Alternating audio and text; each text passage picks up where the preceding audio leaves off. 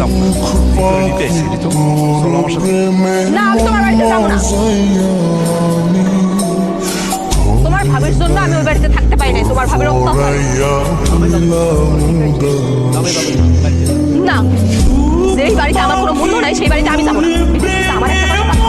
তোমার ভাইয়ের কাছে পাঠাও তোমার ভাবির কাছে পাঠাও তাহলে বিশ্বাস করো আমার তো বিন্দুমাত্র বিশ্বাস করো না তারপরে এত বিশ্বাস করো তারপরে আমি তোমার বাড়িতে যাবো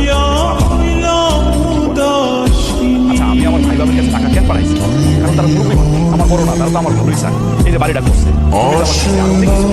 এগুলো কার জন্য কিছু তোমার জন্য আর আমার জন্য সমস্যা চলে আসো তাহলে কি পারবো মনে কি দেখতেছো